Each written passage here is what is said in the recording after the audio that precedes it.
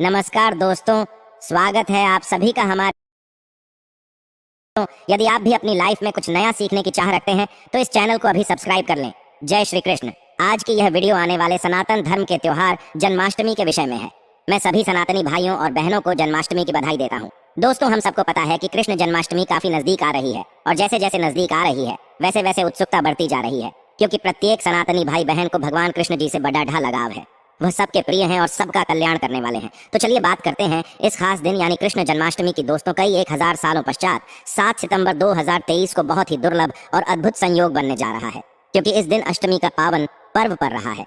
तो दोस्तों, चलते हैं और सुनते हैं गुरुजी से कि वो क्या कहते हैं इसके बारे में। हेलो दोस्तों, मेरा नाम है मिस्टर नकुल राज। आप सभी को एक बार फिर से स्वागत है। दोस्तों, इस दिन राजयोग, अमृत सिद्धि योग, साथ ही धन लक्ष्मी योग जैसे कई सारे योग बन रहे हैं और इस समय भगवान कृष्ण सबसे अधिक प्रसन्न होते हैं। यानी आप भगवान से इस दिन जो भी मांग ले वह आपकी हर इच्छा भगवान कृष्ण शीघ्र ही पूरी कर देंगे। वहीं दोस्तों, कृष्ण भगवान को प्रसन्न करने के लिए जन्माष्टमी पर कुछ खास उपाय जरूर करने चाहिए, जो कि आपकी किस्मत बदल सकते हैं और आपको मालामाल बना सकते हैं। यदि आप भी अपने जीवन में भगवान कृष्ण की कृपा पाना चाहते हैं तो इस वीडियो को लाइक करके कमेंट में राधा कृष्ण लिखना ना भूलें। दोस्तों, आज की इस बेहद ही सुंदर वीडियो में आपसे बात करेंगे कृष्ण जन्माष्टमी वर्ष 2023 में कब मनाई जाएगी। इस दिन आप जन्माष्टमी का व्रत रखेंगे और कृष्ण जन्माष्टमी की पूजा का शुभ मुहूर्त क्या रहेगा। इसके अलावा हम आपको बताएंगे कि जन्माष्टमी के व्रत का पारण किस समय किया जाएगा और जन्माष्टमी की संपूर्ण पूजा विधि क्या है। इस दिन में कौन से उपाय है जिसको करने से आपकी किस्मत चमक जाएगी और आपकी मनोकामना पूरी हो जाएगी। दोस्तों, यह पर्व भगवान श्री कृष्ण जी के जन्मोत्सव के रूप में मनाया जाता है। भगवान श्री कृष्ण का भादु मास के कृष्ण पक्ष की अष्टमी तिथि को रोहिणी नक्षत्र में हुआ था और उनके जन्म के दिन को आज भी काफी धूमधाम से मनाया जाता है। दोस्तों, जन्माष्टमी के दिन भगवान कृष्ण की आरती रात यानी 12 बजे की जाती है और घंटे घड़ियाल बजाकर उनके जन्म की बांटी जाती है। दोस्तों, जन्माष्टमी का मथुरा और वृंदावन में बहुत ही धूमधाम से मनाया जाता है। खासकर मंदिरों और घरों में लोग बाल गोपाल के जन्म का उत्सव का आयोजन भी करते हैं और बाल गोपाल के लिए बालकी भी सजाते हैं। ऐसी मान्यता है कि भगवान विष्णु जी ने धर्म की स्थापना करने के लिए श्री कृष्ण जी के रूप में जन्म लिया था और इस दिन पर धारण कर श्री कृष्ण जी का स्मरण करना अत्यधिक फलदायी होता है। दोस्तों, शास्त्र में जन्माष्टमी के वक्त को वक्त का राजा भी गया है। भविष्य में इसके संदर्भ में उल्लेख है कि जिस घर में यह व्रत किया जाता है वह अकाल मृत्यु, गर्भपात, दुर्भाग्य तथा कलह से पीड़ित नहीं होता है और जो भी इस व्रत को एक बार कर लेता है वह दुनिया के सभी सुखों को भोगकर विष्णु लोक में निवास करता है। दोस्तों, इस दिन लोग पूरा दिन भर उपवास रखते हैं। आपको बता दें कि जन्माष्टमी का व्रत अष्टमी तिथि से शुरू होता है और इस व्रत का पारण नवमी तिथि में ही करना चाहिए, तब इसका पूरा फल होता है। और जो लोग इस व्रत को रखें उन्हें सुन ले कि रात में हल्का व सात्विक भोजन करना चाहिए, साथ ही ब्रह्मचर्य का पालन करना चाहिए।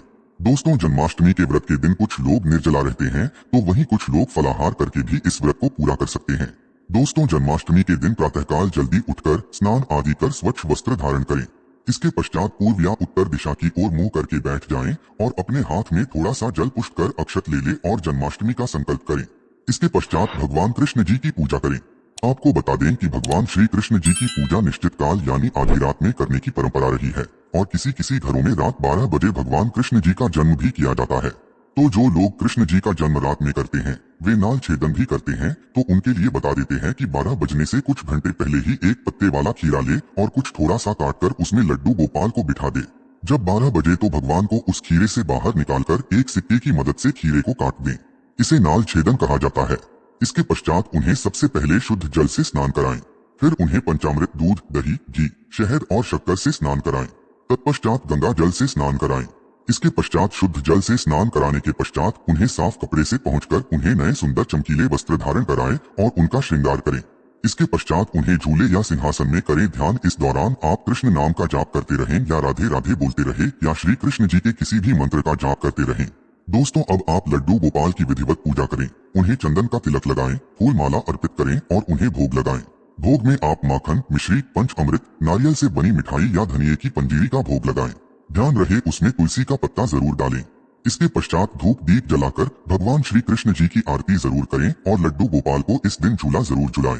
दोस्तों, जन्माष्टमी की रात को लोग रात्रि जागरण करके भजन, कीर्तन, शो आदि भी करते हैं। इससे आपको शुभ फल की प्राप्ति होती है। दोस्तों, शास्त्र में जन्माष्टमी के वक्त को वक्त का राजा भी गया है। भविष्य में इसके संदर्भ में उल्लेख है कि जिस घर में यह व्रत किया जाता है वह अकाल मृत्यु, गर्भपात, दुर्भाग्य तथा कलह से पीड़ित नहीं होता है और जो भी इस व्रत को एक बार कर लेता है वह दुनिया के सभी सुखों को भोगकर विष्णु लोक में निवास करता है। दोस्तों, इस दिन लोग पूरा दिन भर उपवास रखते हैं। आपको बता दें कि जन्माष्टमी का व्रत अष्टमी तिथि से शुरू होता है और इस व्रत का पारण नवमी तिथि में ही करना चाहिए, तब इसका पूरा फल होता है। और जो लोग इस व्रत को रखें उन्हें सुन ले कि रात में हल्का व सात्विक भोजन करना चाहिए, साथ ही ब्रह्मचर्य का पालन करना चाहिए। दोस्तों, जन्माष्टमी के व्रत के दिन कुछ लोग निर्जला रहते हैं तो वहीं कुछ लोग फलाहार करके भी इस व्रत को पूरा कर सकते हैं। दोस्तों, जन्माष्टमी के दिन प्रातःकाल जल्दी उठकर स्नान आदि कर स्वच्छ वस्त्र धारण करें। इसके पश्चात पूर्व या उत्तर दिशा की ओर मुंह करके बैठ जाएं और अपने हाथ में थोड़ा सा जल पुष्ट कर ले और जन्माष्टमी का संकल्प करें। इसके पश्चात भगवान कृष्ण जी की पूजा करें। आपको बता दें कि भगवान श्री कृष्ण जी की पूजा निश्चित काल यानी आधी रात में करने की परंपरा रही है और किसी किसी घरों में रात 12 बजे भगवान कृष्ण जी का जन्म भी किया जाता है। तो जो लोग कृष्ण जी का जन्म रात में करते हैं वे नाल छेदन भी करते हैं, तो उनके लिए बता देते हैं कि 12 बजने से कुछ घंटे पहले ही एक पत्ते वाला खीरा ले और कुछ थोड़ा सा काटकर उसमें लड्डू गोपाल को बिठा दे। जब 12 बजे तो भगवान को उस खीरे से बाहर निकालकर एक सिक्के की मदद से खीरे को काट दें। इसे नाल छेदन कहा जाता है। इसके पश्चात उन्हें सबसे पहले शुद्ध जल से स्नान कराएं, फिर उन्हें पंचामृत, दूध, दही, घी, शहद और शक्कर से स्नान कराएं। तत्पश्चात गंगा जल से स्नान कराएं। इसके पश्चात शुद्ध जल से स्नान कराने के पश्चात उन्हें साफ कपड़े से पहुंचकर उन्हें नए सुंदर चमकीले वस्त्र धारण कराएं और उनका श्रृंगार करें। इसके पश्चात उन्हें झूले या सिंहासन में करें ध्यान। इस दौरान आप कृष्ण नाम का जाप करते रहें या राधे राधे बोलते रहे या श्री कृष्ण जी के किसी भी मंत्र का जाप करते रहें। दोस्तों, अब आप लड्डू गोपाल की विधिवत पूजा करें, उन्हें चंदन का तिलक लगाएं, फूल माला अर्पित करें और उन्हें भोग लगाएं। भोग में आप माखन, मिश्री, पंच अमृत, नारियल से बनी मिठाई या धनिये की पंजीरी का भोग लगाएं। ध्यान रहे उसमें तुलसी का पत्ता जरूर डालें। इसके पश्चात धूप दीप जलाकर भगवान श्री कृष्ण जी की आरती जरूर करें और लड्डू गोपाल को इस दिन झूला जरूर झुलाएं। दोस्तों, जन्माष्टमी की रात को लोग रात्रि जागरण करके भजन, कीर्तन, शो आदि भी करते हैं। इससे आपको शुभ फल की प्राप्ति होती है। आपको बता दें, कुछ लोग रात्रि की पूजा के पश्चात ही अपने व्रत का पालन करते हैं और कुछ लोग अगले दिन सूर्योदय के पश्चात, ध्यान रहे कि आप प्रसाद खाकर ही अपने व्रत का पालन करते हैं। तो दोस्तों चलिए, आप जानते हैं कि वर्ष 2023 में का पर्व को कब मनाया जाएगा। तो आपको बता दें कि कृष्ण पक्ष की अष्टमी तिथि इस बार 6 सितंबर को पड़ रही है। ये कृष्ण का 5250वां जन्मदिन होगा। ऐसे में यह 6 सितंबर को दोपहर 3:37 से शुरू होगा और 7 सितंबर को शाम 4:14 तक रहेगा। दोस्तों, इस दिन सुबह 9:20 से रोहिणी नक्षत्र शुरू होगा। ऐसे में ग्रस्त सितंबर और वैष्णव संप्रदाय के लोग 7 सितंबर को इस त्योहार को मनाएंगे। दोस्तों, पूजा के लिए इस बार शुभ मुहूर्त 40 मिनट का है, जो कि 12:02 से 12:48 तक रहेगा। ऐसे में इस दिन रोहिणी नक्षत्र का संयोग भी बन रहा है। ऐसे में इस दुर्लभ संयोग में की पूजा करने से 3 जन्मों कैसे मुक्ति मिलती है। यदि किसी की आत्मा प्रेत योनि में भटक रही है तो उनके नाम से की गई पूजा उनकी आत्मा को मुक्ति प्रदान कराती है। दोस्तों, इस दिन का व्रत संतान का सुख देने वाला होता है। ऐसे में इस बार का व्रत करना ना भूलें। साथ ही जो इस व्रत को शुरू करना चाहते हैं, इस बार उनके लिए सबसे अच्छा मौका भगवान श्री कृष्ण की कृपा पाने के लिए। ऐसे में फिर आप भी इस व्रत को शुरू कर सकते हैं।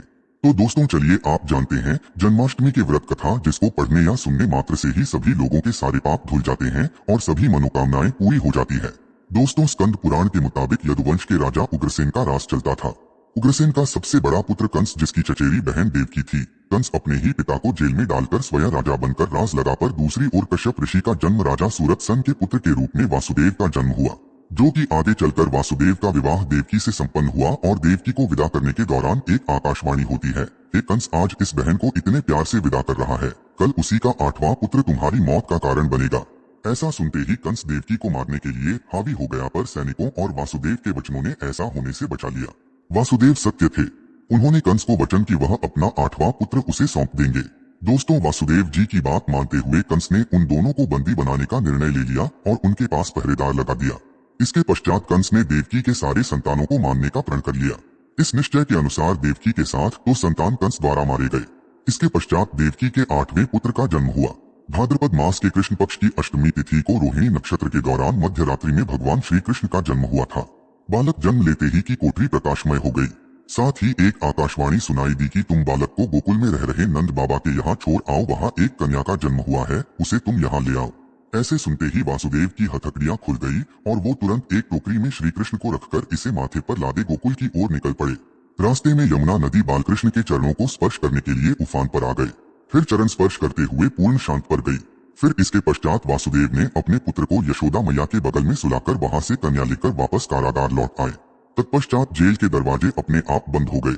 उनके हाथों में फिर से हथकड़ी लग गई। इसके पश्चात सारे पहरेदार भी उठ गए और कन्या के रोने की आवाज आने लगी। सूचना मिलते ही इन्हें कारागार से कन्या को लाया और उसे मारने के प्रयास की, लेकिन वह आकाश में उड़ गई और बोली, अरे मूर्ख, मुझे मारने से क्या होगा, तुझे मारने वाला पैदा हो चुका है। यह बात सुन कृष्ण का पता लगाकर उसे मारने का खूब प्रयास किया। आज्ञा देते हुए राक्षस भी भेजे, लेकिन कृष्णा को कोई नहीं मार सका। अंत में ने कंस का वध किया और उग्रसेन को पुनः राजा बना दिया गया और इस प्रकार श्री कृष्ण जन्माष्टमी की व्रत कथा पूरी होती है। तो ऐसी मान्यता है कि जन्माष्टमी के दिन कहानी को पढ़ने या सुनने से सारे पाप धुल जाते हैं, जीवन की हर समस्या का समाधान मिलता है, साथ भगवान का आशीर्वाद भी सदैव बना रहता है। तो दोस्तों, अब आगे बढ़ते हैं और आप जानते हैं कि जन्माष्टमी के दिन भर कौन से उपाय है जिसको करने मात्र से आपकी किस्मत चमक जाएगी और आपकी सारे अटके हुए कार्य बनते चले जाएंगे। सबसे पहले बात करते हैं, यदि आपके कार्य अटके हुए हैं तो आप कृष्ण जन्माष्टमी के दिन सुबह स्नान ध्यान आदि करने के पश्चात घर के बाल गोपाल को नई पोशाक पहना, ये भोग लगाएं और गोपी चंदन से श्रृंगार करें। पास के राधा कृष्ण मंदिर में जाकर वह जयंती फूलों की माला अर्पित करें। यदि वह जयंती फूल माला ना मिले तो रंग के फूल माला भी अर्पित कर सकते हैं। ऐसा करने से भगवान कृष्ण का आशीर्वाद मिलेगा और आपके हमें प्राप्ति आएगी। इस उपाय से भाग्य होगा आपका मजबूत। दोस्तों, जन्माष्टमी के दिन बाल गोपाल को केसर, मेवा, मिश्री, साबूदाने की खीर या तुलसी दल डालकर भोग लगाएं। लेकिन ध्यान रहे, खीर में चीनी की जगह मिश्री की डली डाले, साथ सफेद मिठाई भी अर्पित करें। ऐसा करने से कान्हा की कृपा मिलती है और आपका भाग्य भी मजबूत होता है। इस उपाय से धान्य की कमी नहीं होगी। दोस्तों, सुख समृद्धि के लिए जन्माष्टमी के दिन बाल गोपाल की पूजा करते समय एक पान का पत्ता भी अर्पित करें। फिर पत्ते पर दूर से श्रीहरि लिखे। फिर रोज उसको पूजा करने के पश्चात जहाँ पैसा रखते हैं वहाँ रख दें। ऐसा करने से घर में धन धान्य की कमी नहीं होती है और धन संबंधी समस्या नहीं होती। इस उपाय से मिलेंगे आपको शुभ समाचार। दोस्तों, जन्माष्टमी के दिन गाय और उसके बछड़े की सेवा करें, आशीर्वाद लें। इसके साथ ही गाय और उसके बछड़े की मूर्ति भी लेकर आए और बाल गोपाल के पास मूर्ति को रखकर उसकी पूजा करें। ऐसा करने से भगवान कृष्ण की कृपा जल्द शुभ समाचार सुनने को मिलती है। इसके पश्चात गाय और बछड़े की मूर्ति को ईशान कोण में रखना स्थान माना गया है। इस उपाय से आर्थिक तंगी होगी आपकी दूर। दोस्तों, कर्ज की समस्या से यदि आप परेशान हैं तो जन्माष्टमी के दिन दक्षिणावर्ती शंख से भगवान श्री कृष्ण का अभिषेक करें। दक्षिणावर्ती शंख को लक्ष्मी का स्वरूप माना गया है और लक्ष्मी पूजा में शंख के बिना पूजा न होती है। ऐसा करने से आर्थिक तंगी दूर होती है और लक्ष्मी की प्राप्ति होती है। इस उपाय से होगी व्यवसाय में उन्नति। दोस्तों, जन्माष्टमी के दिन सुबह शाम 11 बार तुलसी की क्रमांक करें और घी का दीपक जलाएं। इसके पश्चात 8 बार ओम नमो भगवते वासुदेवाय मंत्र का जाप करें। साथ ही कपूर जलाकर उस पर थोड़ी सी मिश्री डाल दें और कपूर और मिश्री का हम भी करें। ऐसा करने से नौकरी व्यवसाय में उन्नति होती है। तो दोस्तों, वीडियो से विदा लेने से पहले और आपके पूरे परिवार को इस जन्माष्टमी की हार्दिक शुभकामनाएं। मैं कामना करता हूं कि इस जन्माष्टमी पर बाल गोपाल आपके घर ढेर सारी खुशियां लाएं। अगर मुझसे इस वीडियो में कोई गलत शब्द बोला गया हो तो मैं माफी चाहूंगा। तो यह थी आज खास जानकारी। आशा है कि आज की इस प्रस्तुति में बताई गई जानकारी आपको अच्छे से समझ आ गई होगी। वीडियो अच्छा लगा हो तो एक लाइक अवश्य कर दें। धन्यवाद वीडियो के अंत तक बने रहने के लिए।